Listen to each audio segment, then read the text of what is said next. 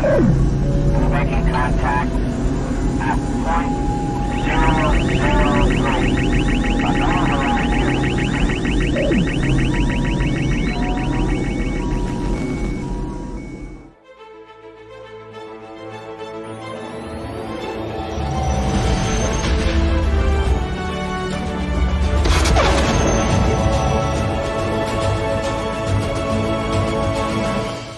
Welcome to Live Action Star Wars. I'm Ralph. I'm James. And today we are talking about Rogue One, the Star Wars story. Yeah. The first of two Star Wars stories. Right. This is the big launch of Star Wars stories. Yeah.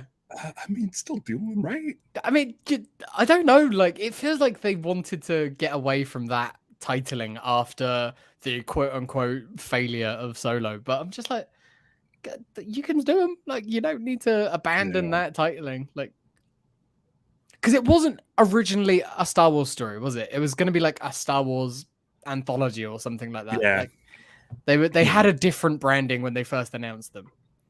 That was a weird period of time. Like that pre-Force Awakens coming out when they were announcing that first batch of new stuff. Yeah.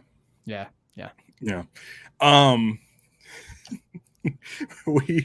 I was just telling somebody how we pride ourselves on starting early, and we ended up a minute late because we were talking about Beck. Beck's great, so I kind of want to still talk about Beck. Yeah. Let's say hi to the stream real quick. Stevie's here. Sarah, who's taking me to see Beck tonight, is here. Lucha Johnny's here, and of course StreamYard. It's Beck. One of those things where, like, I love Beck. I've loved Beck for a long time. Mm-hmm. I think this is Kayla. Kayla's here. And it's one of those things where I dropped off from Beck. I think the Information was like the last album I got, and then that was it for a while. Why are you and I so in tuned?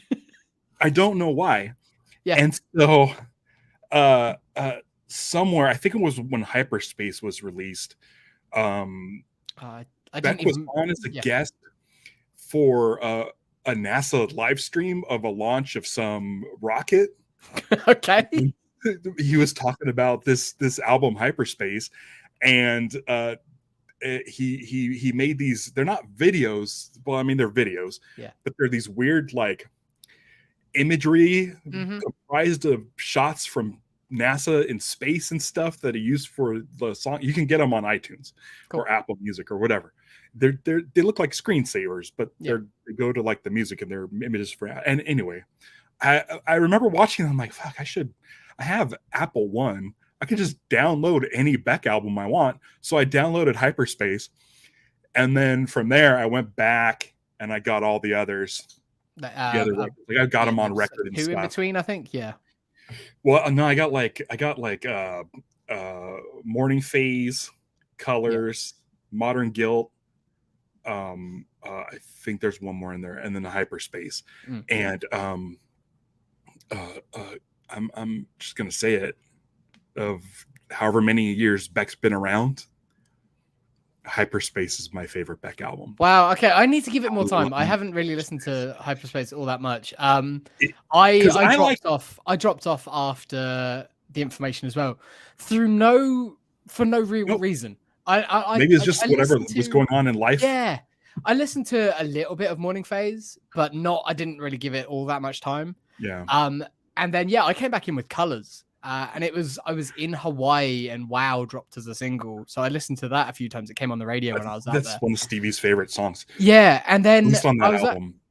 And because of that, like when the album came out, I was like, oh, cool, I really like that single. I'll check it out, and I love that album. And so I sort of checked out a few others in between, but I haven't given much time to Hyperspace at all. I'm gonna have to.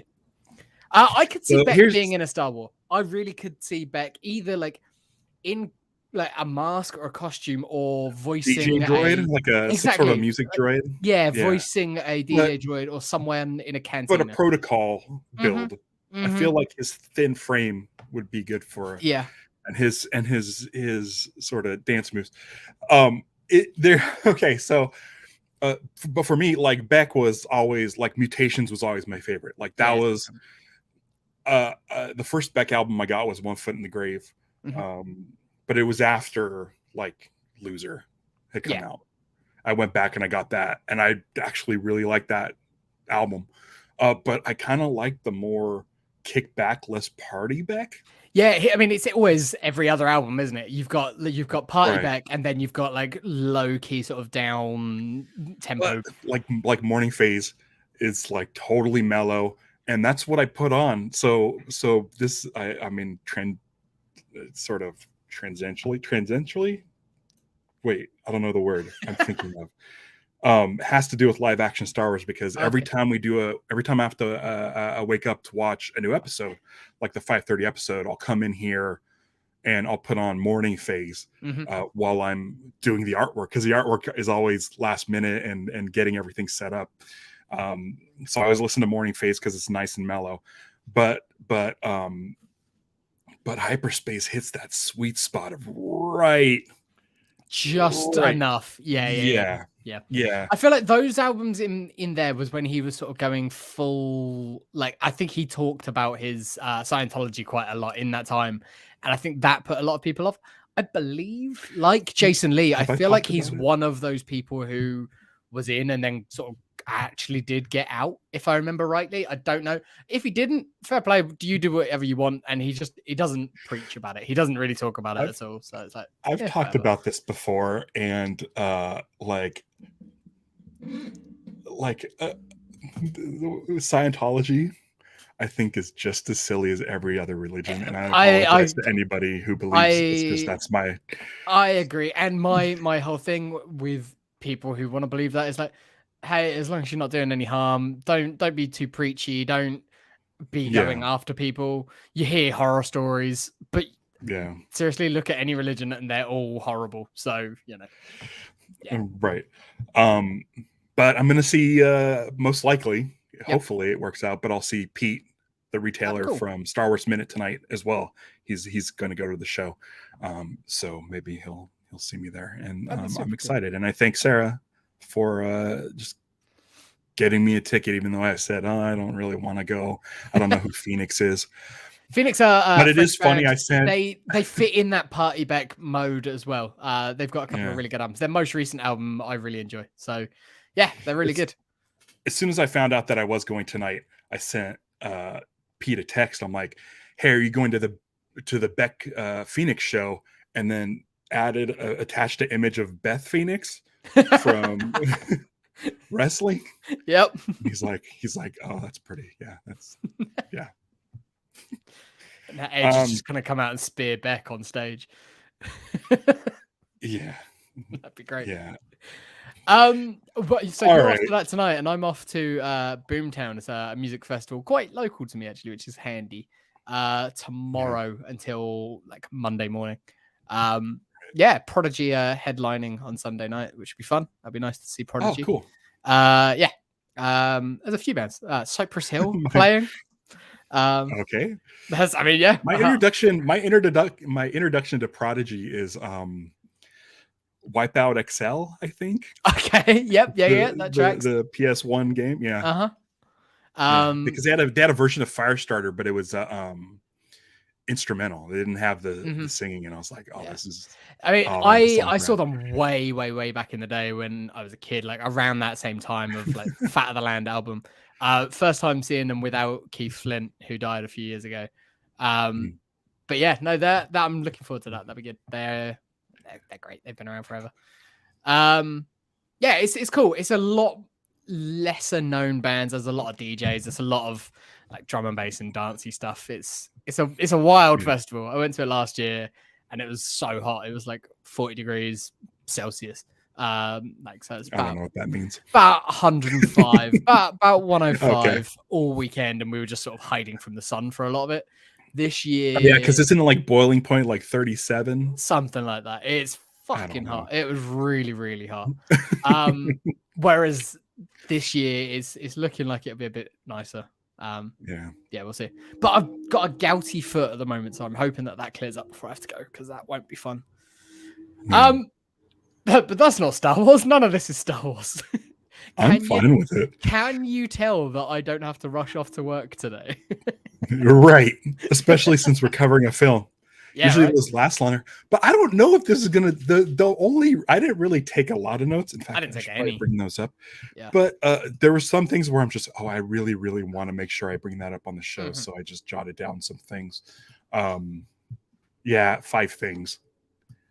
And the first thing I wrote was the font for the title. Yeah. I don't care for it. I still don't care for it. I didn't like it back then. It's that outlines, like Times New Roman, but it matches like the posters for the prequels. Yeah, but I wish it was filled in. I wish it wasn't. It wasn't like open an outline. Yeah, there's something kind of weird about it. It's one of those things. Like I remember when this film was coming, before we got it in like the months leading up to it, there was a lot of chatter about whether or not there would be a crawl. What were they going to do to make it different, and what it was going to be to sort of separate it from the saga films. And I had a very open mind. I remember people were like, "No, it's got to have a crawl, otherwise it's not Star Wars." I'm like, I think it was announced, right? Yeah, I can't remember. I think so. But then sitting there in the movie theater and you see A Long Time Ago in a Galaxy Far, Far Away comes up, and you're prepared for it. You're prepared for bam and Star Wars to come on stage. And then we get a punch. We get that boom. Yeah. Where it's normally Star Wars, but it's so different. And I don't know what it is. It's something about like the bit of score that Michael Giacchino drops in there it just hits you, and it's a shock. First time you see it is a shock, even though because you think you know what you're getting. It's Star Wars, but it's just different. And it works. But what's great is he follows up that punch with some sort of strings that sound like Star Wars, like 1977 Star Wars score, and it's kind of perfect. Yeah, and he does that throughout. I feel like the score for this film, it doesn't necessarily sound like just a Giacchino score. It doesn't sound like it's just someone aping John Williams. It's clearly different enough, but it's not like you're not listening to this and going, okay, cool, right? I can just hear Lost in this. You'll definitely be able to speak to it a lot better than I can, but I'm gonna say it feels like a David Arnold Bond score, where David Arnold does his own thing, but he uses those John Barry brass hits that are known for the James Bond series. So what Michael does is he does his music sounds like his music. Yeah, there's stuff in here that sound like other scores that he's done. Absolutely. I feel like it's got his signature sound, but there's definitely Williams hits in there, which kind of lets you know. And it's kind of the perfect way to do this, because I feel like Gareth Edward set out to make something different than the normal Star Wars, starting with the crawl. Like, we still get the Long Time Ago in a Galaxy Far, Far Away. Yep. We don't get the crawl, which is your first sort of, and it's also a cold open. Is different. Like that whole sort of opening section is a cold open. We don't get the titles until after that, right? Which separates it. That's the only time, because Solo goes back to having it before, and we get a sort of a non-crawl, but we get some. It's the same. It's the crawl without the crawl. It's like it's still the 3-sentence structure with the 4 dots at the last sentence that leads you into the story. But yeah, it's just not set up in crawl format.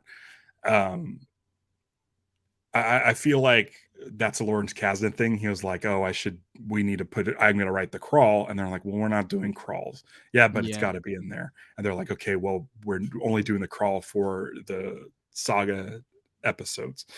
So yeah, but what Gareth Edwards did with this and what Michael did is they're like, hey, it's going to look like Star Wars. Like, you're going to see things from Star Wars, specifically 1977 Star Wars. Which works perfect. But it's going to be shot handheld. Yeah. we're going to have Chirons come up and say where the planets are, because that's never done in Star Wars. You only know the planet if it's mentioned in dialogue or you're reading some, expanded book. Some expanded book or one of the the planet guides or like a fact pov sort of thing. Yeah. So like just those two things right there already make it feel different, which is really great because this movie has a different tone than what we're used to. Yeah. Even when Star Wars came back, even with episode 7, it's like it's felt so familiar. It felt so warm and comforting. It had been, since 1983 since we had a Star Wars like that. Yeah. The prequels felt different, which is fine because I think they should feel different. I think Star Wars should evolve. And I think what George Lucas did with the prequels, I like because he didn't just do the same thing. It didn't run there was the formula a different into the look ground. and a different feel to them, definitely. Yeah. Like speaking of James Bond, like when Daniel Craig came in, they're like, okay, we're really going to shake things up and do things different. That's what this felt like. It felt like, hey, listen, we want to just diversify Star Wars. We don't want it just to be about Luke Skywalker and the Jedi and Empire and stuff. And I think this was like the safest thing to do to kind of show that things don't have to be linear within that timeline. I think John Knoll choosing this time period, it's something we're all familiar with. It's the very first thing you read in the very first Star Wars is rebel agents have won a battle and stolen some plans. Yeah. So it's an easy way, and you don't need a crawl for that. Where would you put the crawl? What would the crawl say?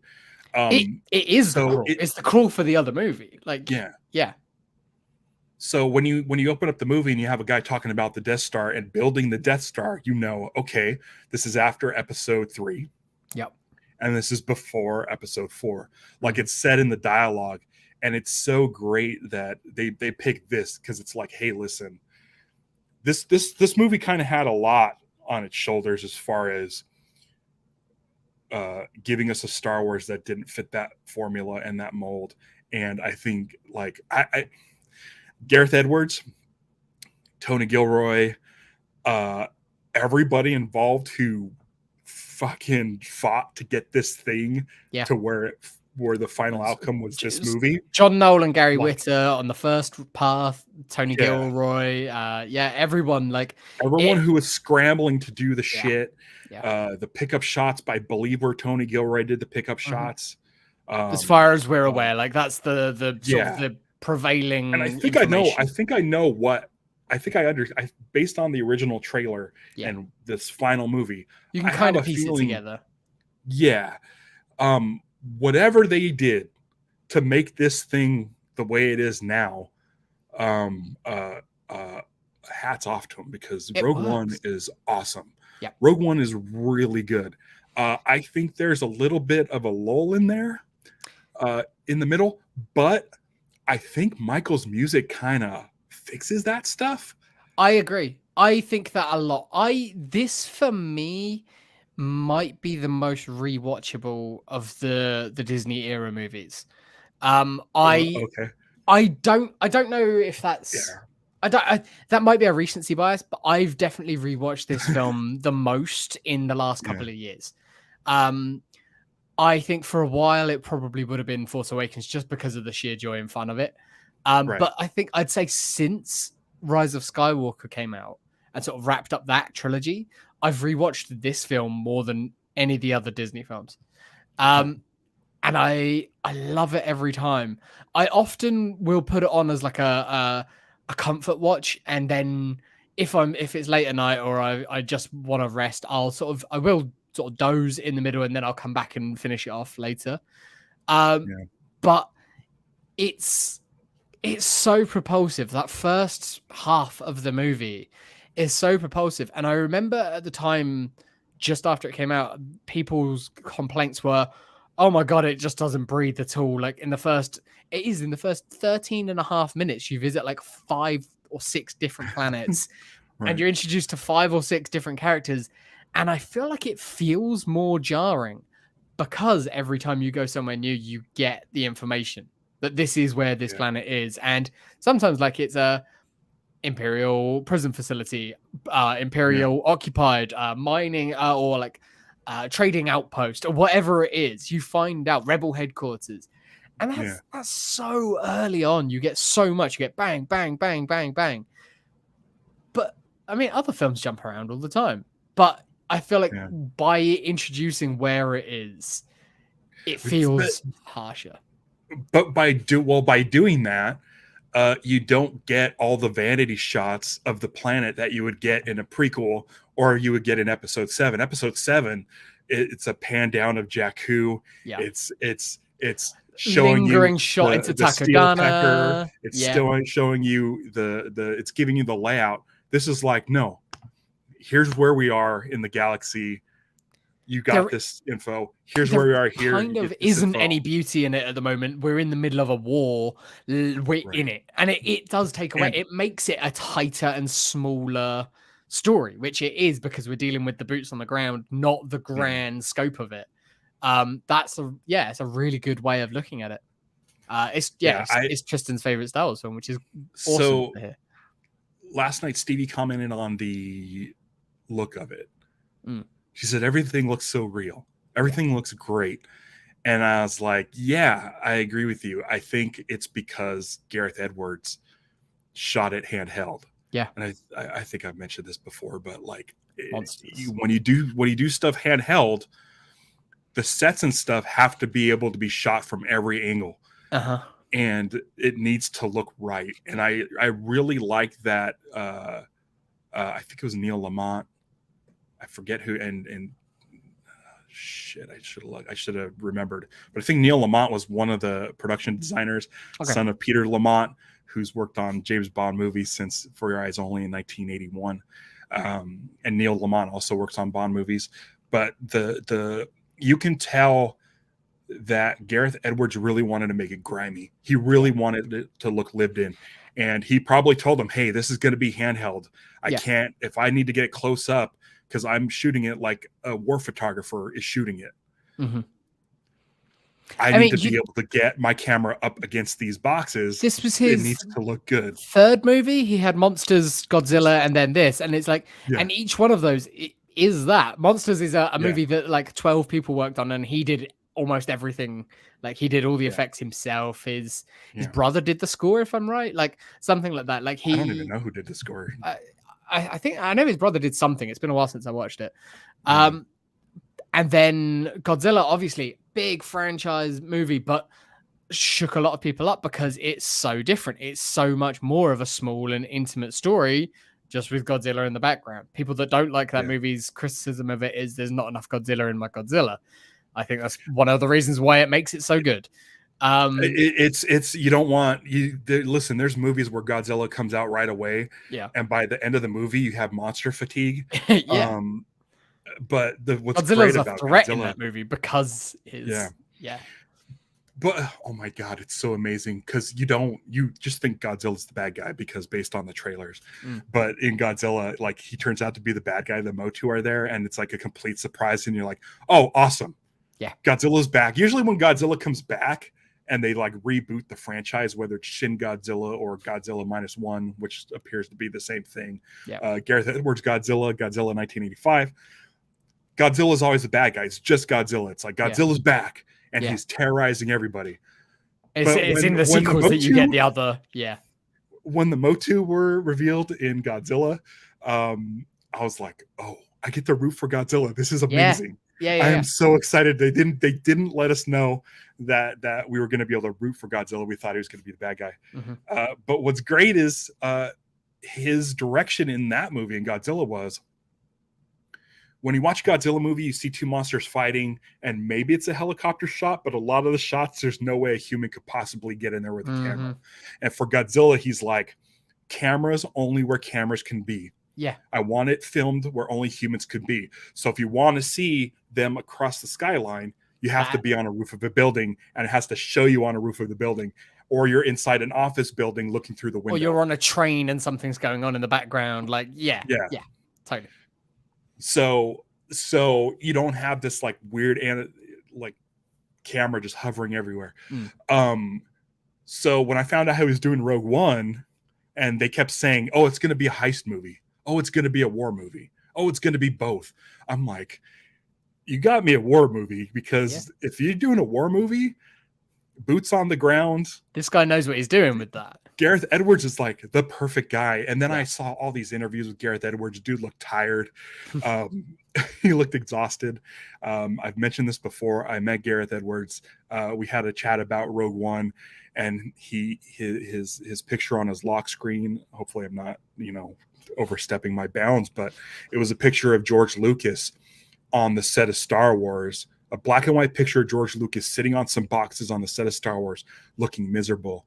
And he said, "This was my phone. I made this my phone wallpaper the day I got Rogue One, because I knew, like, if George is miserable making this thing, that I need to prepare myself." Yeah, this was something like it's still okay. Yeah, this was something like 3 or 4 years after he had done Rogue One. So it's already through it, and he still had it on his lock screen. He was just like, it was this thing, and you could just tell, like, based on interviews on like the Star Wars show, when it was finally time to come out, and news was already out that like Tony Gilroy came in, and there's some reshoots and stuff, and the original composer Alexander Desplat had previous schedule conflicts that he couldn't do it because of the reshoot. So Michael came in and did it in like 3. It was really last minute. It was a last minute change, wasn't it? And I'm just like, dude looks tired. Yeah, he's probably like, if he wants to do it, but I don't know. Like, a lot of people say Tony Gilroy did the Vader scene at the end, but Gareth Edwards is in that scene. Yeah, it'd be weird. So he was probably just like, I mean, if you want to direct it, go for it. He was probably like, I've had my fill of directing Star Wars. And I feel like that's the thing. People make a big deal out of that, the change, and how like they took his movie away from him to save the film, and that it was originally trash. I was like, nah, if they were gonna do that, if they really weren't happy with what it was, it would have been more of a Solo situation, where it's like the directors were changed and the credited director is changed at the end of it. It's like, no, this is still Gareth Edwards' movie. Tony Gilroy absolutely did some work on it. We know that that's true. But there doesn't seem to be the bad blood that there was between Lord and Miller and Solo with this. It's a very different situation, despite the similarities of a director change. Like, it's It's so weird. based on what we've seen from the trailer, and based on what we saw at the end, or like as the end result, and based on some things that I've heard, it just sounds like there was pacing issues and the last act was too long. Yeah. And we all saw Krennic on the beach. We all saw Jin and Cassian on the beach. Yeah.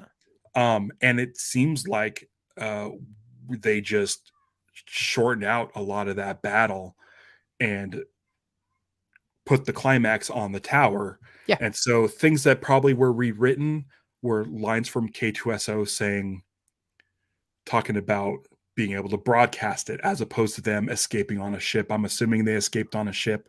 Maybe that's when they decided that they can do the brave choice of killing all your heroes. Like they made that decision. They were like, no, you know what? They shouldn't get this out. Or they died on the ship with like while broadcasting, or whatever it was going to be. Like, we don't know, but the way it plays out, it works. It gives Krennic and Jin their moment. It does all of that. Like, they've said that the shot in the trailer, like the famous one of Jin walking down that platform and sort of being face to face with a TIE fighter, was never ever in any version of it. That was literally there for a trailer shot. Which I believe the only reason that I go, I'm not sure if that's true or not, is, and it kind of irks me, is like, why'd you pull your gun out? There was no need to pull your gun out while you walk out onto that platform, only to holster it again as soon as you get to that platform, which is 10 feet away. But whatever. It makes so no difference. Like, right. And the one thing I like about them broadcasting the plans is when you watch episode 2, you see the schematics of the Death Star on Geonosis. Yeah. And they're this like beautiful red, really intricate looking hologram. Yep. And The I plans like that we know aren't. Yeah. Yeah. And I feel like because the plans were transmitted via satellite during this war while there's a battle going on, you go with the low bit rate. You go with whatever you can exactly. go. Yeah, absolutely. The fastest upload speed. Absolutely. We've got a real small window, and it took a lot of sacrifice. We've lost our entire ground team and a bunch of guys up there. Like, we don't have much, and they didn't know that any of those guys were coming to save the day. It's a strange one, because I was watching it this time. I was like, the fleet arriving in space kind of fucked them to a point, because it was only when the fleet arrived in space that they were like, close the shield doors up, close the shield. Otherwise, they might have left that open, and it would have been hard, but there was a chance of them getting off in a ship and escaping out there. But as soon as the fleet arrived, as soon as Radis and Hera and everyone arrived, it was like, nope, shut it down. Now we've got X-Wings to deal with. Yeah, I guess so. But you get one of the best space battles in Star Wars for that. I love it. Maybe the best. It might very well be. Because it's so soon. That's the thing, is like, I feel like it's definitely in the Disney era, it's the best one. Absolutely. Easily. Yeah. And I don't know what Gareth Edwards does to make that happen. I think he's got a love of the X-Wings and the pilots and the that combat. And it's what you're saying. It's the equivalent of having a camera where a human could be. Obviously, there isn't going to be guys floating around space with a camera, but it's still shot like that. It's the most similar to my favorite space battle, which is Endor, with like all of that stuff. And it's something where, like, in the Battle of Endor, you've got those shots where Wedge will be following a tie, and then they'll go off. They'll come in from frame, they'll go off, and the tie will crash into the cruiser and things like that, and then they'll dive back down. There's shots like that where it's like you follow it as much as you can, but the camera can't tightly follow because it's like they're moving too fast. So you get a lot of those sorts of shots in this, and it just works. It's also one of the things I think that's great is the way that the pilots are shot. Yeah. A lot of lighting on them. General Merrick, Blue Squadron, when they're down on the surface of Scarif, that stuff is shot in daylight. Yeah. Like they Patrick's here. Right. That's great. I hope they're doing great. If you guys aren't following the George Lucas Talk Show, you should be following them. And if you are in the UK at not Glastonbury, where are they? No, Edinburgh Fringe Festival. Yeah. If you're in the UK, you almost certainly already know who Ed Gamble is from the Off Menu podcast. He was just on the George Lucas Talk Show, which is up on YouTube now, so you can go and watch that. They are doing their show there every night, I believe, for the rest of the month. So if you're in Edinburgh, go see the Baron and the Junk Dealer in Edinburgh. Patrick, while you're here in the UK, I could send you a link right now. You want to talk about? Yeah, you want to jump on? I think he was up a volcano earlier today, which I didn't know there was a volcano outside of Edinburgh. That's fascinating. I don't know if I'm just going to send this to his phone. I doubt he gets. If Patrick, he wants to show I think Patrick's joining us, everybody. I don't know if he is. I'm just going to send it to him. I don't know if he's receiving text messages. I don't know how that stuff works, but if he wants to, he's more than welcome to. But General Merrick is definitely. He said send him. Okay, cool. It's sent. It is definitely lit by the sun, and I think that's Gareth Edwards has this sort of, he wants it to be real. He wants Star Wars to be real. Yeah. I don't want to bring up The Last Jedi, but and it's amazing looking film, but the cameras are always set up in such a way it looks like a set. Like it looks like here we set up this shit. He's still in bed though. It doesn't matter. Wait a second. Well, so when are you normally up and out of? Are you still on California time? Is it No, jet lag? no. I did a multi-mile hike up a giant hill volcano thing today, and I'm exhausted. So now we have a show in 2 hours. I was gonna say you got a show tonight. Yeah, we have a show in 2 hours. So I wanted to get a You little. didn't have to join us. I watched the movie like a week and a half ago. Oh, nice. It's so good, right? It's the best. It rules. Yeah. It There's really very does. few things I don't like about it. Yeah, agreed. Oh, let's hear it. Um, Because I want to fight. I don't like. I mean, it's very tiny stuff. Honestly, I wish they didn't run into Evzan and Pandababa. Yeah. A minor, yeah, it's a minor thing. And- But I was kind of hoping after watching it this time, I was hoping that other people would have picked that up Sure. and tossed them in other things. Like it's Yeah. almost like he tried to make it a running gag and nobody picked it up, Sure. Mm, and I so al- it feels I kind of also out of just- place. I don't think they look great. I don't either. I And this think is they look fine when they're walking towards camera and you just get Yeah. a glance and the shoulder bump. Fine. Yeah. That should have been all it was. It's the Yes. turn back around. Yes. Yeah. I think that Speaking the of not problem. looking right, What'd you say? speaking of not looking right, you want to talk about Tarkin? Is that another thing?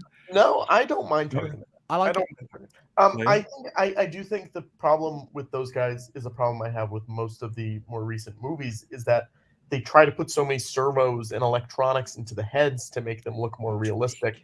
It's like the Nien Nunb problem where his head is gigantic. Absolutely. You're like, Yeah. his head was not that big in Return of the Jedi, but Yeah. now it's so big.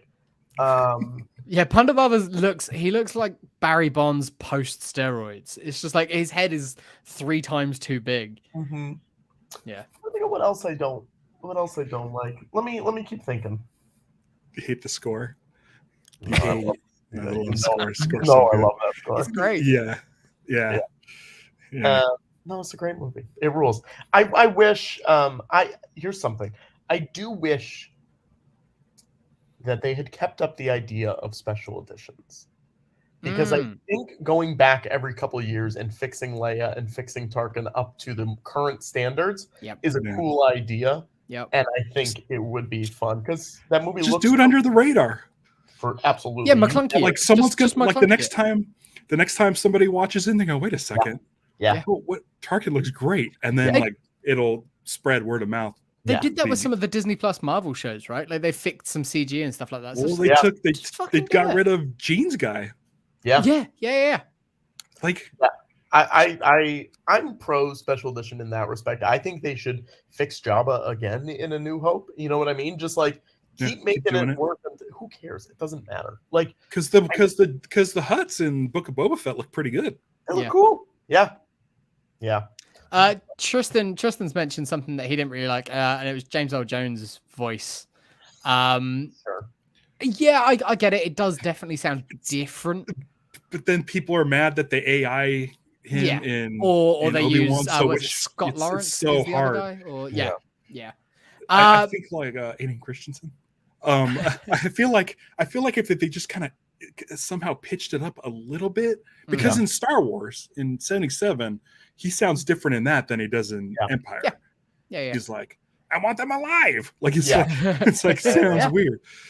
They should have He got also- Brock he's Peters. got a much more. He's got a slower cadence at this point because he's 90 goddamn years old. Yeah. You know? And I think him talking so slowly in such a considered tone is so different from the other versions that maybe even like speeding it up to 103% or something. You know what I Yeah. mean? Like It's- Pitching it up a little bit. It's Yeah, a yeah, similar it's a similar fault that we had with Anthony Daniels in the prequels, where Sure. it's like you're doing an impression of yourself Yeah. as opposed to just doing the thing naturally. Which I think he did in The Force Awakens, but Mhm. Ryan Johnson did something in The Last Jedi to get him back on track. Yeah. Because I think in Last Jedi and Rise of Skywalker, he sounds more dry, yeah. more. It's yeah, more of a performance. Yeah. Yeah. It's just finding your feet again. I guess he just had more time doing it again Yeah. at that Speaking- point. It's speaking of when which, you what do you haven't done think of that the voice or cameo? performed that character for a while. But the R2-3PO cameo, it's Yeah. fine. I don't It really feels have like a weird feelings on it. pickup shot. Yeah. Well, here's the thing. I think it's fine. logically, when you start to think about the implications of them being there, and then they're like, Admiral Raddus has already taken off. Okay, then has the Tantive already taken off? Where is Leia? It hasn't yet. It hasn't yet. Okay, So the conversation Leia is. So is Leia on Yavin at that point? I think she must be. She might be on the ship. But she's like on the they're ship, preparing it because but not in the meeting. That's a good point. Unless she's there. Well, here's the. Because we don't see who else don't we see that you'd think would be around that table. Bale's been on the Tantive. Yeah, but I mean, Bale might have just recalled Captain Antilles or something. I think. Have we seen her, Princess Leia, on the Tantive in Rebels? We just watched it. No, we see Bale on the Tantive.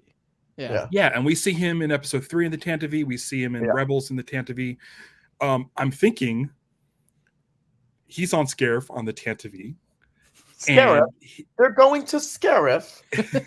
And he tells Mon Mothma, all right, I'm gonna go tell my daughter about this, and he has 3PO and R2D2 on the Tantive, just like they were at the end of Episode 3. Yeah. He goes, picks her up, and he's like, here, take my ship. I gotta go talk to whoever else. Maybe he's going to find. No, he's not going to find Obi-Wan. But he hands the ship to her, like, here, take the keys to my car. Yeah. And she's like, okay. And the droids are in there. Yeah. Yes. I feel like Raddus might have already gone. Like we think that obviously the Tantive is there in the Raddus or in the Profundity or whatever his ship is at the end. But it doesn't need to have been there the whole time. It could have docked with that during the battle and then ejected off. So like it's I kind of wish that as Bail Organa left, he said, let's go, guys. And then you see C-3PO and R2-D2. But the shot of them seems so like it's a camera pushing in. It's like the only shot in the movie that isn't handheld. Yeah. And it's like, it feels like a little bit out of place. But other than that, I mean, I like seeing them. Yeah, it's fun. And this was still at a time where they were the through line. It was they had a perfect record, didn't they, at that point still? Yeah. I wish they had figured it out for Solo. I don't know. I'm sort of similar. I'm just like, you'd only be doing it to keep a perfect record. There wasn't really a necessary place for them. But they're gonna put 3PO in Mando. Do you think? I mean, now I mean, in the timeline, it kind of makes sense. There are times. Mando. We're post. It'd be a New Republic. Oh yeah, we got R2. Yeah. He'll be there. They do Leia. I don't know. Don't do it. Pregnant Leia. Yeah, I don't know. At least she was still alive during Rogue One, and so it seems fine. It's just they like de-aged her. Yeah. I left a screening of Rogue One and found out she had passed. It was a very weird experience to like see her on screen, turn on my phone. Last thing you say. 40 text messages. Yeah. It was very bizarre. Yeah, it was a weird weekend, wasn't it? Like, because I remember hearing about the heart attack on the plane and then going, come on. Yeah, it sucks. I remember getting out of Rogue One and then going to see a live episode of Star Wars Minute. Oh wow, with Pete and Alex. Yeah, and they didn't want to talk about it because people in the audience had seen it because it come out that day. Yeah, and I remember after the show, we're standing in line to do a meet and greet, and I go up to Pete and Alex, and I'm like, "Rogue One, huh?" And they both kind of like, "There, we can't talk about it. I don't know here." I'm like, but I go like this. I go like, but like, red and gold leader, right? And Pete's eyes just lit up, and he's like, oh, yeah. So let's talk about that briefly then, because what did you think about their use, the way that they use those guys? Perfect. Absolutely. Cool. I think it's cool. Like you can see a difference in the footage. Like it looks slightly different, but there's something about it. It just works. Obviously, you've got the rogue leader, gold leader reporting in sort of shots that are exactly from the film, but then you've got I think they're different takes. They might be. They might very well be. But they're saying like the same dialogue. Yeah, and the other times that you see them are, I think some of it is cut takes that weren't used before. Yeah. And And I that's think great. the Like, reason you know why that there's so much of that. We've seen it Yeah. all from Return of the Jedi. There's so many other pilots. the thing that really sells it is having at least the guy who's still alive, who I Angus believe lives McGuinness? in Edinburgh. I believe lives in Edinburgh, and I tried Great. to get him on the show, and I was told no. Oh, Did you see you that know, documentary? yes, they had him. Yeah. Have you guys talked about that documentary? yep. Oh. Uh-oh. We'll get back to that. We'll get back to that in a second. But they had him come in and record new dialogue. So like Oh, cool. when he says like gold leader here, and then you see him say that, and then it cuts away, but he keeps talking. He's like, starting our attack on the shield gate. Like, so it sounds like it's the same sentence that he's talking. Yeah. And I think that's the thing that really sells it psychologically for you. Because like obviously your brain knows that this is 40-year-old footage, but hearing him say it will sort of You just cut to the wide of like the three Y-wings coming They in. like cleaned it up and put in like the same sort of lighting effects on their face. It Yeah, looks really good. they removed the background and then re-rotoscoped him in or whatever. The whole thing is they weren't going to be in it. Yeah. Okay. But Gareth Edwards was doing some tour of some Lucasfilm archive, and he found then they found the footage, and he's like, whoa, wait, what? And then they're like, okay, and they put it in. Which I mean, when I saw it, I was like shocked. Yeah, like I was like, it didn't even occur to me like those two guys are going to be in it. Yeah, and it just made me like super like involved with it. Like it's really that was the moment where it started closing the gap on 1977 Star Wars. I mean, I think those last 40 minutes of that movie are like maybe the best Star Wars there is. Like that final battle and leading into everything is like the best. The thing I do think is a shame with that final battle, there are some like that they don't see Biggs, and like even if it was a guy in the background with a mustache that like you're like that is. I think they have that. There is a guy in the mustache. The trading cards. Yeah, on Yavin base, there is a guy with a mustache. Yeah, you see him sort of getting into an X-wing. The digital trading cards on the Tops app. Yeah, there was a shot of pilots running in Yavin base, and you can see a big guy. I see this guy holding a big guy holding Porkins' helmet. Like Porkins is in the background. Like they matched the pilots. Biggs, Wedge, and Porkins could have all been there. Tyree. Like there's those guys. They all could have been there. Oh, interesting. I'm looking at this picture now. This is fascinating. Yeah, I mean that is big. Can you share it? Do you want to share screen? Yeah, let's find out. It's a little bit of a pain in the ass. Something that does it is a little something that I obviously like about this movie. There you go. There you go. Yeah. Great. It's close enough that like for what you've got, it's like that. Yeah, that's fine. That could be both of them. But I've never seen him before. And he's got Biggs' helmet as well. Like that is 100% Biggs' helmet. Something that it's interesting in this movie is obviously love the diversity of the cast. It's really great to see so many new kinds of faces. But when you see so many diverse fighter pilots and people around the table in this movie, and then you go to New Hope next, and you're like, well, what happened, Paul? Yeah. Where did they all go? Yeah. So that is a little jarring, I think, going from that movie to this movie. Well, from chatting to, I feel really bad because I'm completely blanking on his name, but we had him on this show, who played the Samuel. Sam. Yeah. From speaking to him, we know that. I mean, he told us that he shot some cockpit stuff as well. Like, so there's a lot more out there that they could have used, but look, they could still use that stuff of this movie. Oh yeah. But they could use that stuff wherever they've got that footage. Like you can see him if you know where you're looking for him around that table, but otherwise, they've got a lot of cockpit. Did you look for him this time? Yeah. Did you look for him this time? Yeah. You see him over the shoulder. Have you guys ever seen Wake Up Ron Burgundy? Oh, yeah. I think when it first came out, it's the movie that they edited out of the deleted scenes of Anchorman. Yeah. And I feel like we should have like a Wake Up Rogue One, where it's just like we made another movie out of all the stuff that's not in Rogue One. I'm wondering. I know somebody. A mutual friend of ours, Patrick, has seen the sort of Gareth Edwards cut. Yeah. We should ask them. I'm sure they'll do a screening. absolutely talk about it. It is fast. I mean, you're never gonna see it. You know what I mean? It's one of those No. things where it's just like it's never. It's like the Lord and But Miller stuff. also, You're never gonna see so much of it. Which is a I'm shame. so happy we got what we got Yeah. Absolutely love Yeah. the movie. because I love the movie. Also, Um, this last time I watched it. Sorry, I'm talking a lot. No, it's fine. This last time I watched it, we had just finished an Andor watch. So Mhm. watching Okay. season 1 of Andor into this, it rules. It's Yeah. very cool. So this is the first time I've watched it since Andor. Yeah. And Melshi is so much more prominent than I remember. Yes, me Yes. too. Oh, see, I knew it. He's a lot more in the novelization. So because Oh, I'd interesting. read the novelization, like he's name dropped throughout Yeah. that book. But he's name dropped like a couple times in this movie, Yeah, and I don't think Yeah. I've ever he's the fucked one it who up. gets Jin out of the prison Yeah. transport at the Yes. beginning.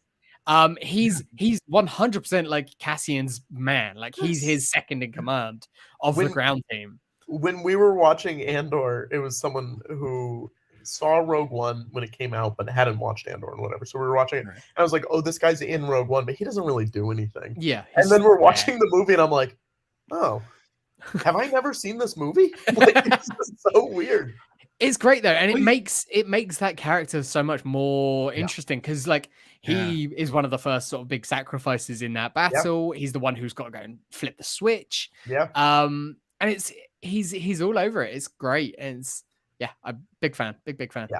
Yeah. And now I'm really excited for Andor season 2, whenever that happens, because picking up where Andor left off and then watching this and seeing him blast that guy in the back, I'm like, Yeah. well, yeah, I've seen Andor. It seems like that's pretty much his style. Like Yeah. it's not as jarring. Yeah. But just to see him now interacting with Mon Mothma in such a way that we haven't seen in Andor, I don't even know if they've met in Andor. They haven't. No. And like we know her so much. Yeah. And we know Andor so much now. And Seeing them even the together way- as sort of side by side, I'm like, The way I she can't wait for introduces season 2. in this Yeah. film, like because it's her that says this is Captain Cassian Andor of Rebel Intelligence. Captain. It's Even Captain is a crazy thing. yeah, like the Cassian Andor that we know from Andor is now a captain. I feel like it might be Yeah. a recent promotion. Yeah. We've heard that the last 3 episode arc of Andor is going to literally lead right into this. Yeah. I feel like he gets promoted. I feel like he might be the person who potentially kills Luthen or something happens with Luthen. Will Tony Gilroy put in Hera? But maybe Probably not. I don't know if he So gives a here's shit. the- I don't think he like, Tony cares. Well, here's the thing. So Tony Gilroy makes a Star Wars show that's like not even like it. Yeah. There's stormtroopers in it. Yeah. Yeah. And Imperial, like there's not, it feels like it's like anti-Star Wars. Yeah. It's like he had this idea, but he's like, all right, I'll just put it, I'll put it in give the a Star IP. Wars skin. Yeah. But then he goes on stage at Star Wars Celebration and he's you can tell he's just kind of like, whatever, Lucasfilm has me doing this. He goes out there, maybe with Diego Luna, I'm not sure. But You're people talking about start in Anaheim or in London? in London. Yeah. So the show had come out. Yeah.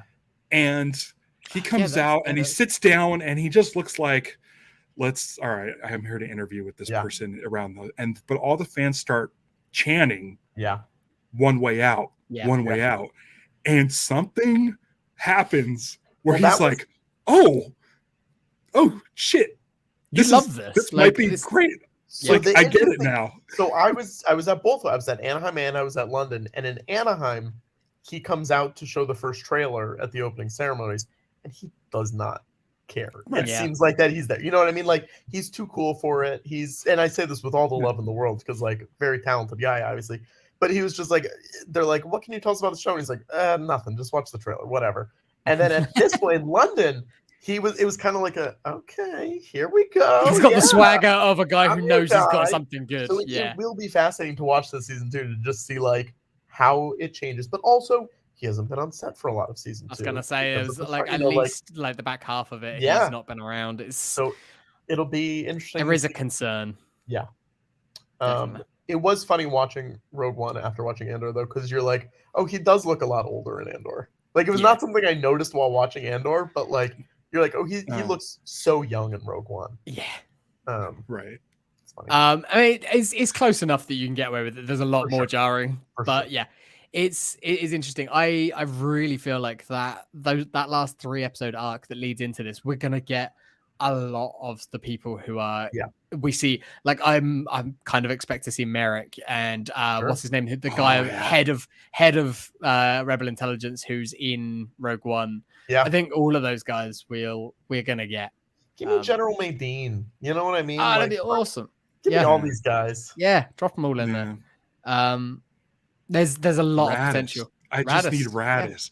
Yeah. I don't know if Toy Gilroy's into aliens and stuff. I think he put in like 2 of them in Andor because he probably had to. Maybe Creepy Kid's going to introduce him to Radis. Yeah.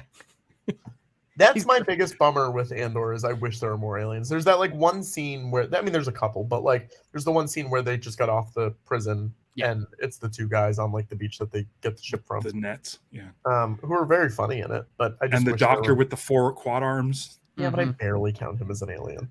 but I feel like I need Radis, because when Radis shows up in this, both me and Stevie were like, oh, Radis. We love Radis. Yeah. He's so good. His line, Rogue One, may the force be with you, like the puppeteering with his eyes half closed, like he's crying and it's just like sad, and then the music, it gets me every time where he says, where he gets the plans and he's like, you did everything you could. I know you're going to be dead. May the force be and he knows with you. that he's dead as well. Like it's a sacrifice. Like, and the fact that he makes that sacrifice to the bring up the Hammerhead cruiser, and between him and that ship captain, it's like, some of you aren't making this off. Like, eject if you can, get as much of your crew off as you can. But then the guys on that cruiser, again, I think it's expanded on in the novel, where they're like, most of them were like, no, this is more important than us. Like, we've got to take this stuff out right now. And that is better than the destruction of the Executor, I think. Like those 2. They're just crisscrossing. The way that it's shot, and you see it from inside the second Star Destroyer's bridge. See that one coming towards it. It's amazing. I just remembered I've barely bought anything in Edinburgh, right? I've been mostly just spending money on food, and that's pretty much it. Except for that. I went to a store and they had it for £7, and I said, yeah, absolutely. Yeah. I don't know what that means. I don't know how much £7 is. It's like $9. Yeah, at the moment, yeah. Earlier, James brought up Celsius. I'm like, I don't. No thanks. It is currently 23 down here, Patrick. Sure. Yeah, I think it's double it and add 30 or something. I don't know. I can't remember. Confusing. Yeah. Yeah. No, this movie rules. This movie rules. It rips. And everything that Tony Gilroy's done has really been like, it all totally makes sense. Like it especially after watching the series and then watching this, it totally feels like it fits right into this. And now I just kind of want an Andor verse. Yeah. Like I just want whatever they're doing in these, like grown up Star Wars. Like I want just something over here. Like they have the Star Wars YouTube kids channel. Like do a Star Wars grown ups. Yeah. It's just like so. Watching this and watching it in the context of Andor, as if this is like the culmination movie at the end. If it had been made in that way, where it's like 2 seasons in a movie, like that sort of style, watching this and seeing the characters that do crossover and carry on, it makes me go, oh shit, what's going to happen with Luthen, with Cyril, with all of these other main characters? It makes you go, oh, there's some things here that we haven't got yet. And I'm more and more fascinated by their stories, probably even more than Cassian's, because we know where Cassian ends up. Is K2 have something to do with Dedra? Like, who knows? Like, was he assigned to Cyril Khan, but like they just messed up with him or something? Like, who knows? Yeah. But does Dedra ever have scenes with Krennic? Does she interact with Krennic at all? She has to. I think she has to. Like, because Krennic might be my favorite. He might be my favorite bad guy of any of the Star Wars movies. He did an interview where they were like, "Are you in it?" And he's like, "I don't know." So I feel like What It about has- this is where we get our Tarkin, our good Tarkin. I mean, Could be. look, I still want. He's been name checked, I think, hasn't he? I think this is Yeah. the show to do the redeemed Jar Jar Binks. You think in this one? Andor. I think if you do an adult, grounded, realistic-looking version of Jar Jar Binks, I feel like That's if what- anyone is going to do it and make people be like, that was pretty good. There's a When lot you of say- talk that they're doing Naboo, isn't there, in season 2? Yeah. Like they're When they've you- shot at the same locations and stuff. Yeah.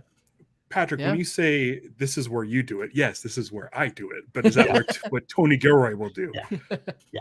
Does No, he it's care? not. Is he like, since Celebration, he's like, oh, Star Wars is great. Let's see what else they got. And starts Yeah. just putting in the. He's actually the started watching craziest other shit. stuff that wasn't He's- like things that he worked on. he's- Yeah. he's working on Do you his think he's ever Tales- watched an episode of the Clone Wars? He's working on his Tales from Jabba's Palace TV show now. He might have been told to watch the Saw Gerrera episodes and then just read a Wikipedia like entry instead. Well, that Um, is the thing. Stuff like that is always so interesting to me, where I'm like, how much stuff like that did they have to go to Pablo or Matt Martin or whatever, Well- just to be like, can we add something more specific in here? Like how, I'm always Well, curious. that on was the how stuff thing with that like works. I believe that it was like Gary Whitta came up with Yeah. a character that wasn't necessarily Saw Gerrera, Yeah, and then when it goes up through the story group, it's like, Yeah. oh wait, hang on, we have a can guy for that. could just we be can this we can guy. adapt this slightly, like, and change if we change Yeah. this line of dialogue or this mannerism, like we can put that as Saw Gerrera. Why not? Yeah. And that's great. That's what the story group is. In my mind, that's what they are best at. That's what they're there for. Yeah. Is taking story ideas that are naturally occurring ideas from a writer Yeah. and then tweaking it so that it can tie in when it's relevant. If I was home right now, I would walk off screen like this, and I Uh-huh. would go grab something, and I would come back, and it would be a vial of sand that Gary Whitta gave us that was sand from Scarif. Amazing. I think you've done that on the show. Have I done it on the possibly. show? I think Think so. so. Yeah, you told us Very about funny. it.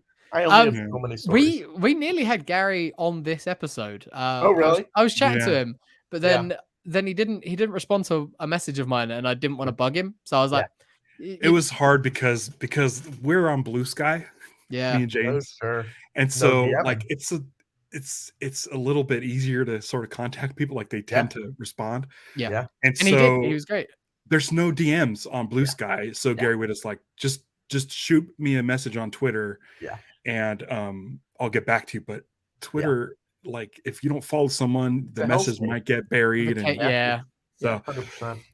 we might be able to do it at some point. I think down the line there was no like animosity or anything. It was just I Yeah. think it was just a Yeah. message that got missed. Yeah. And absolutely. I told James, I said, if you get Gary Whitta, who was at the beginning of this project, I said, I'm seeing Michael on Sunday, so I'll ask him if he wants to be on because he's Yeah, there at the everyone. end of the We product. could have the Uh-huh. bookend of it. Yeah. But instead, Yeah. we got Patrick, which was a surprise, and no, I've never- been I mean, just to be enjoying fair, it. if we worked on it, we could probably get 4 people that worked on this movie, like in very Did weird. Ed work on it? Yeah, Ed worked on this in editorial. Like Sam was a day player extra. I have Admiral Radis's email if you guys want it. Sweet, perfect. That's the stuff we need to do. That's, I think, so we've decided when we do our data link episodes, if we Mhm. don't have an idea to talk about, next week we're talking about Rebels. Yeah. Mhm. If we don't have an idea, we'll just cover a character. We did Jar Mhm. Jar Binks last week. Mhm. If we Radis did a is the whole show on perfect Jar Jar sort of Binks, level of character. Yeah. I think Radis would be perfect. But can I just say, for those of you who just are listening to this episode, our regular episode, go listen or go watch our Jar Jar Binks episode on Yeah. YouTube. I'm so happy with that I thought episode. it was really good. Yeah. I thought Oh, it was great. really good. It's up to you, James, but I may put that out as an audio. I'm fine with that. I episode. think that's great. I think that's a good one. I was buzzing after that episode. I went to work and I was just like, that's fucking great. That I feel like is the one of those episodes where I'm just like, this is what this podcast is, where we're talking about the shit that we love. And yeah, we'll talk about problems, our history with it all, and things that might not have worked for us in the past, but it's all great. It's all such good It's stuff. an hour of Jar Jar. Yeah. That rules. Yeah. That rules. Yeah. We were more Yeah. focused on that than we ever are. Yeah. I had a lot to say. And my sister gave me shit for being like, oh, gee, I wonder who picked this topic. And I'm like, it was both of us. Yeah. It was Yeah. both of us. Don't worry. Here's the thing, guys. Jar Jar's great. Yep. Yeah. Jar I Jar's kind of great. want. If I'm gonna get a Black series, I kind of want a Jar Jar. Oh, it's very good. I don't have that many. I mean, I've been buying a lot more recently, but the Jar Jar one specifically, like the sculpt is good. It's very movable, and it doesn't look like it's very movable. You know, I recommend it. There you go. There's have a a there's a replaceable tongue? base. There's a base at a comic book shop, like a couple blocks away for £10, and I'm like, I think I'm gonna get that base. Pretty good. Yeah. Go get Yeah. it. Go Right get it. now? Yeah, take us with you. Oh my god, dude! Oh, you I said don't 2 know. blocks? Look, if Is that I is that had in American blocks? Or? It's metric blocks. if I had service on my phone and I wasn't just living off of Wi-Fi, I would do it, but do not. Boo. Yeah. I don't think Krennic's great. We talked about Krennic. I like Galen Erso. I think there's in the Catalyst novel there is a lot more there where you see that Krennic is definitely into Galen, more than that. Like he respects the work, but he doesn't like Lyra Erso because she's just in the way in his mind. Is there a subtext that you're alluding to? Absolutely. I mean, I didn't know that. That book's good. There. If you ever read that book, Ralph, it's a good one. Ralph, I'm not gonna read that book, but yeah, it's there in that book. Like if you want it to be, like it's not like jammed down your throat, but it's really really there. Pat him on the butt, say job well done. Basically, yeah. And you get more of that scene that you see like from Jin's dream and things like that. But yeah, like basically Galen Erso is a tragic figure. Like during the Clone Wars, he was captured and was making weapons for separatists that he didn't want to be doing. He was rescued by Krennic. He's put to work, and he's just always being used. But it's kind of sort of he's used to make these weapons of mass destruction, and as soon as he realizes what his work is being done for, he tries to get out of it. But he's one of those scientists who's just like, he loves the work. No, he does like doing the work. But then he gets on an airplane and he doesn't know about continental drift and how that wasn't. Yeah. I love that movie. I really like that movie. I had a conversation with Michael on Sunday. He didn't care for it. But it's man, amongst our Fireball Island group, it is a point of contention. It is split down the middle between those of us who like it and those that don't. Oh, interesting. I just think it's a fun movie, and I feel like the contention is always like interesting to me because I'm like, I don't know what you're mad about. Like, I had a good time. It was fun. Movies are funny that way. Yeah. They're just. It made me smile. I enjoyed it. Like that's the bar for me. Like, I mean, I think if you go in not necessarily wanting to love a movie or building it up way too much in your head, then you're not gonna, enjoy it as much. Yeah. I don't know. You're literally watching people make pretend on a screen. Like it's hard to take so seriously sometimes. Yeah. I went and watched the Ninja Turtle movie last week, and it was absolutely wonderful. Oh, that's great! A wonderful movie. Yeah. My friends wrote it, so that's great. I haven't seen it yet.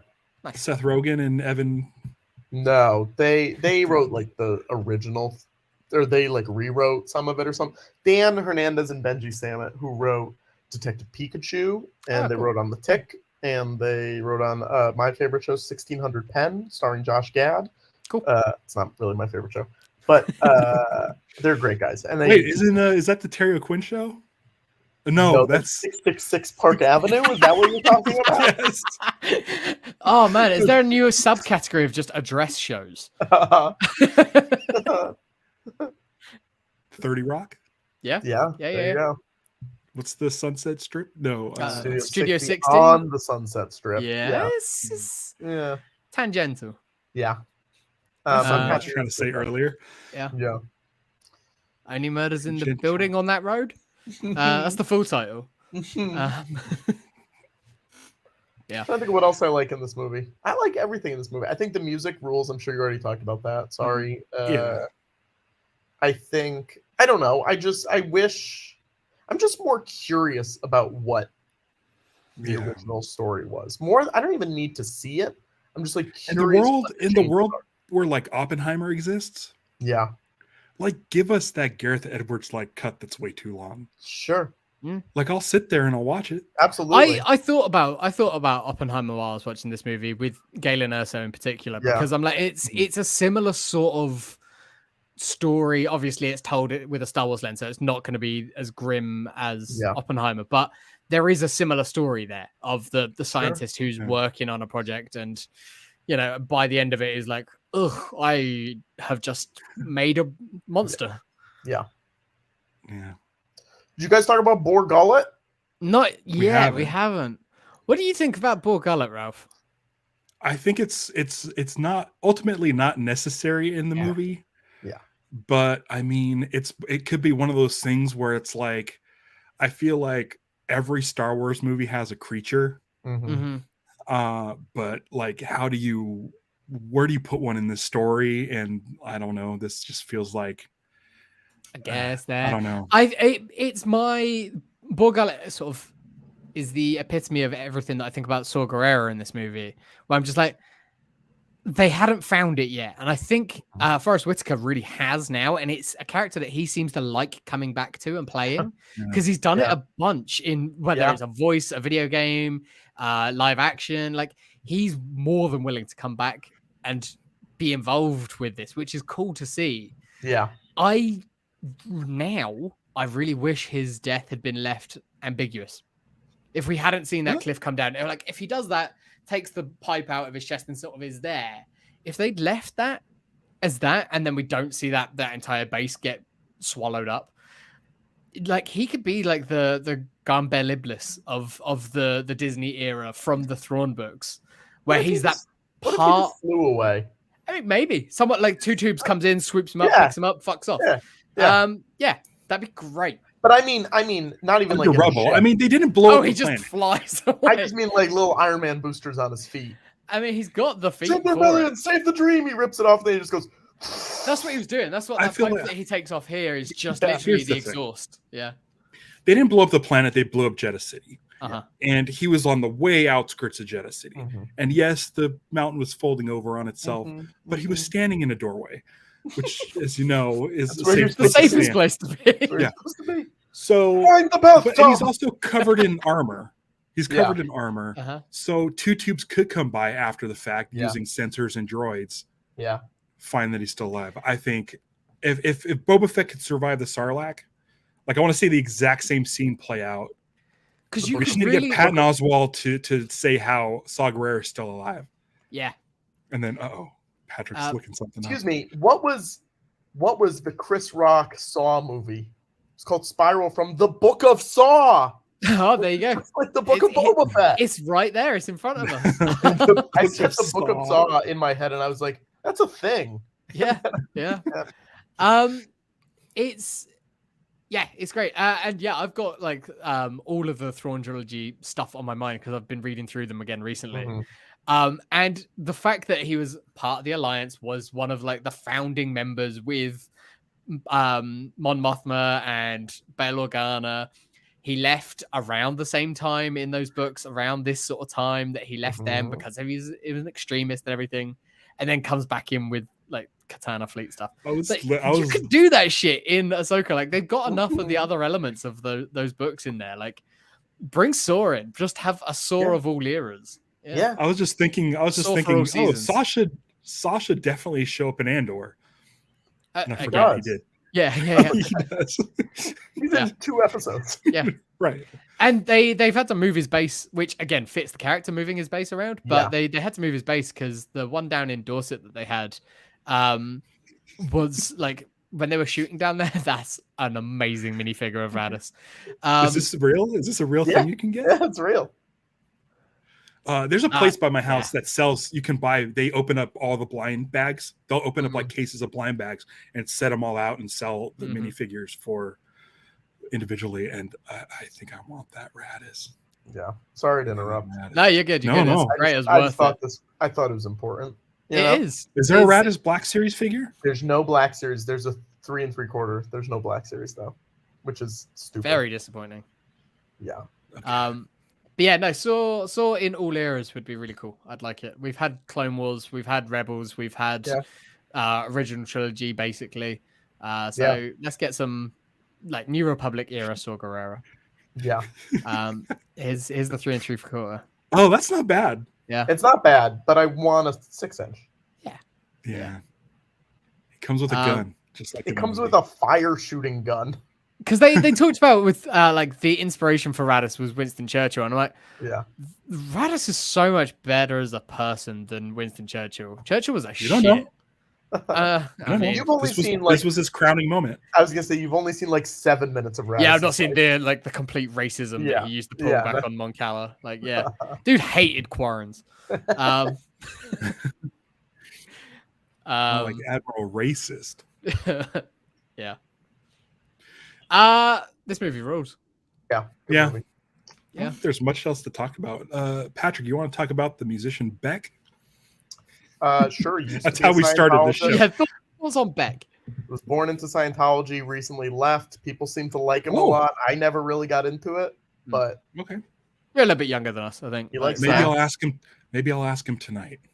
oh, Ooh. I might Yeah. see him.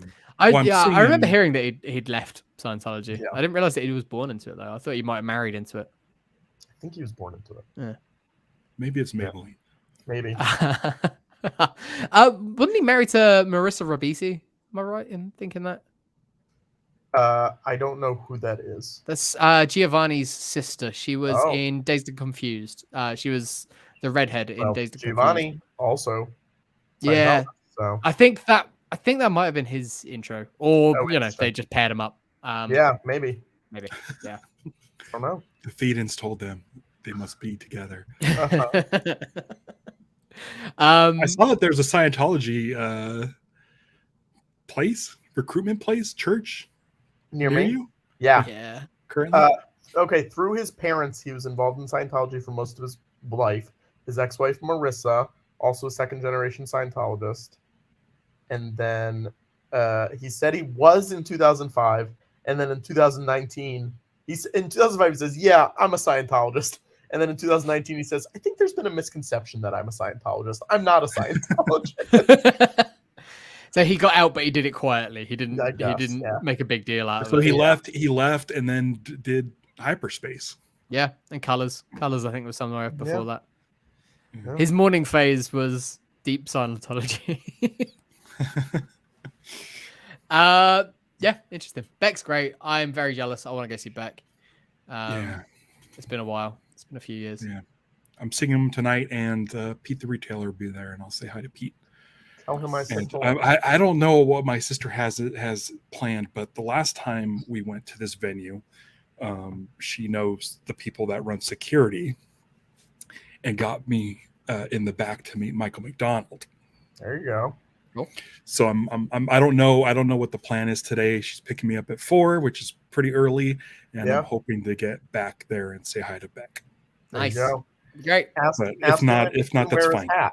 Try to wear his little hat. Absolutely. No, Yeah, I'm gonna yeah. have to take off my hat. I look dumb without my hat on. Yes, that's true. But even if it's just to put on another hat. Yeah, If you could it's swap one of those hats, things where I take it off, like, if you can this swap one comes hats down and Beck this way, wears your hat and on then it stage. comes on this way. If you can Um, get Beck to wear an El Coyote hat during his show, it would be amazing. We'll know. We'll know. Yeah. Everyone watching the show will know. I like think I El was Coyote. with Ralph the day he got that hat. You are correct, sir. There you go. Thank you so much, Mr. McMahon. We went. This is Star Wars related. Mhm. Me and Stevie went up to LA. We went to El Coyote. She got me this hat because it's a cool hat. Cool. And after that, we went and watched a interview or talk or a presentation by Mr. Ben Burt. Ever heard of it him? was that day. Yeah, Ever that day. heard of him? Yeah. That's Yeah. cool. There was loads of people there, wasn't there? He probably got a special thanks in this movie. Sure. I yeah. would think so. Yeah. Yeah. I feel like he has to. Patrick, we were saying that we think Beck would be a good celebrity cameo in a Star Wars. Where would you Oh. put him? Interesting. Where would I put Beck? That's a great question in a Star Wars. They go to a hat planet. Oh my God, he's Cad there Bane's is a- brother. Cad Beck? I was trying to remember. I was like, there is a Beck in Star Wars. There's a couple. Yeah. Because Yeah, there's there's Caloran. There's Kelleran, there's Ahmed, but then there's also Commander Beck from Rise of the Resistance. And there's Beckett. Beckett? Yeah. Mm-hmm. Tobias Beckett. That's the smaller version. He's a Beckett. Yeah. What is it? Is it Admiral Beck? No, Lieutenant Beck. Lieutenant Beck's on Rise of Resistance. Yeah. He's the Mon. Is that spelled? Is that? Oh, okay. So probably not. That's with a Q, I'm guessing. And then I think it's a CK. Huh. No, I think it's BEK. Oh, there you go. There's also there's a Beck, Admiral Beck in some of the comics too. Yeah. It's BEK is the Rise of Resistance. Yeah. I was gonna say, I'm pretty sure that there is a BECK, like somewhere. Which I love. Lieutenant Beck is amazing. Again, I think it's just the Mon Cal are super likable. Yeah, they are. Yeah. I'm looking forward to the one that is going to be in Ahsoka in a couple of weeks when we talk about Ahsoka. Yeah. Is it going to be Admiral Akbar? I don't think so. There's one that we can see in the background of some of those trailer shots in like the New Republic, like the brown uniforms. Admiral Akbar holding Junior. Like a little baby, like a baby sized, even bit like same big old eyes. I want to see a baby. Or Junior is really good friends with Jason Sandula, and they're just running around being little scamps on like Home 1 or Home 2. Are we going to see Jason? I mean, there's a minifigure for him, so I think we're going to. Yeah. Oh, is there? Yeah. There's a minifig. They've got rid of the green hair, but that's fine. I like the idea of calling him Junior because now I want someone to say, "We named the dog Aftab." I think that's fun. That'd be great. I don't have anything else about Rogue One. I don't think. I'm sure I'll think of more later on, but yeah, I think I'm done for Rogue One. In 2 weeks' time, we're talking about Ahsoka. It's coming around. It's here. Yeah. Patrick, have we got you locked in for an episode of that? I don't think I reached out. I don't think so. I mean, awkward. Uncomfortable. Yeah. I'm sure that we'll figure something We should get you like on a later one. So you're, when do you get back? I don't know. End of the month sometime. We'll figure it out. Also, it seems like this is probably an easier time for you. Yeah. 7:30. I was going to say maybe one of the earlier ones would be better. Yeah. Who knows? Yeah, we'll figure it out. I'm around. Yeah. That is in 2 weeks. So next week we are talking about. Yeah, I know it's crazy. It's coming around so quick. It's weird, isn't it? It felt like forever ago last week. I'm so stretched thin right now. So not a lot of people know this, but on Tuesday, on 8/15/23,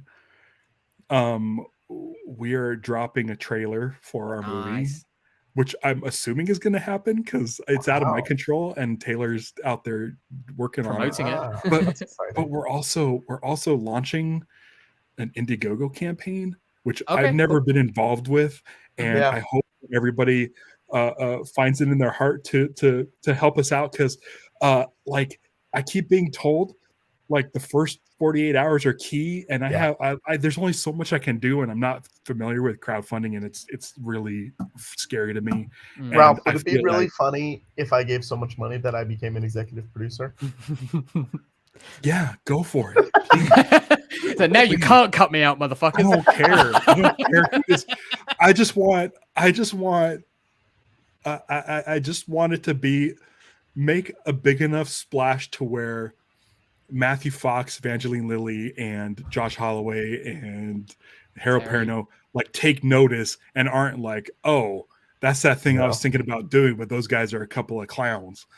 And so it's just like, But Ralph, to be fair, you are a clown. I know, and that's the problem. Is I feel like let people know. I feel like this whole thing. I feel like Jar Jar. I feel like this whole ever since Taylor approached me 2.5 years ago to do this movie, I felt like I don't belong.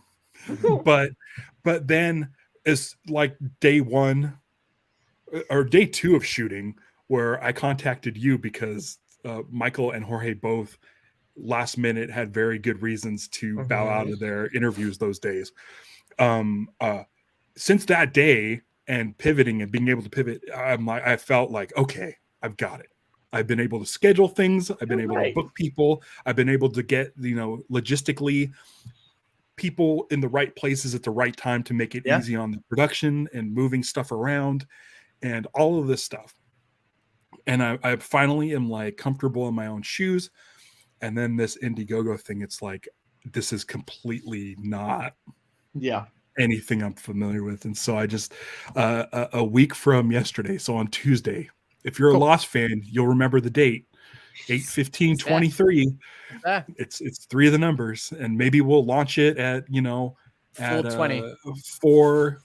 No, it would be 4:28, 4:16 and 42 seconds. Yeah.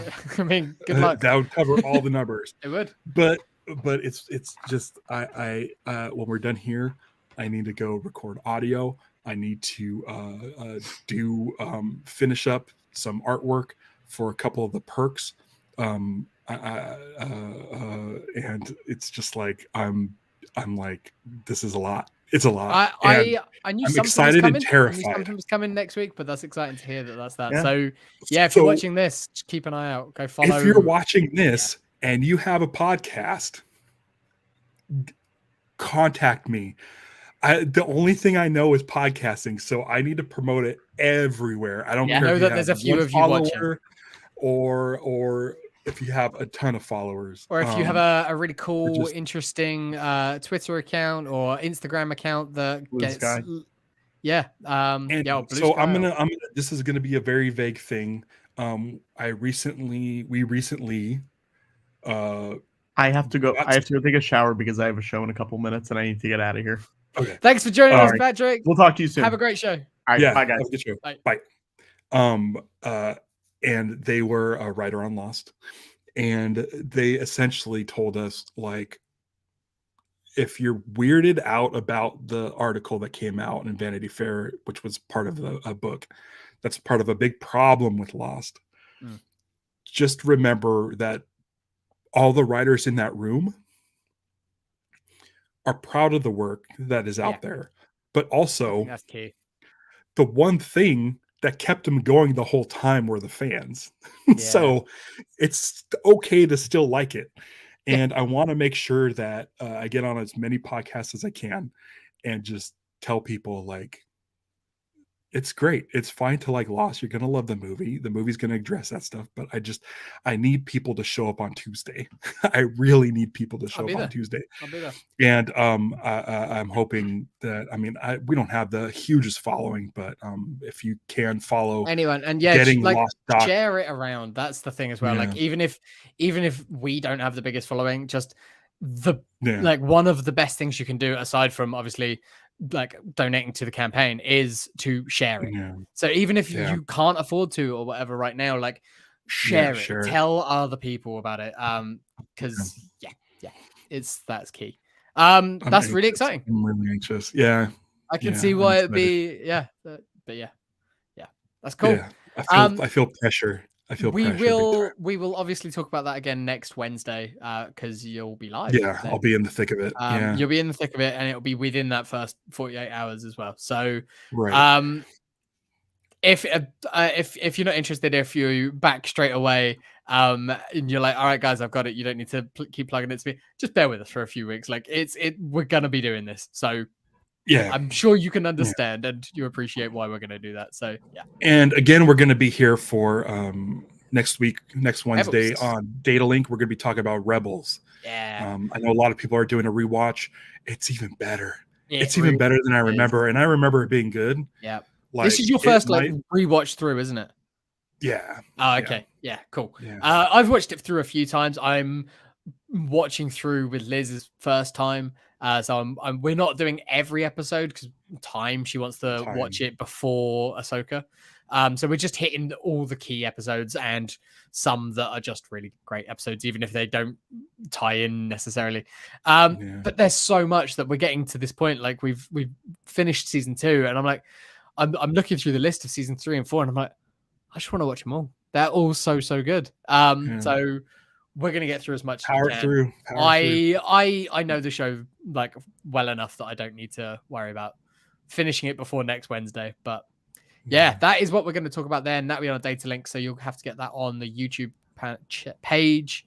And 2 weeks' time, we're going to be back with Ahsoka episodes 1 and 2. Or we're doing one episode for that. We're doing episode 1 and 2, and we will have a guest. Cool. We are locked in. Nice. Do I have?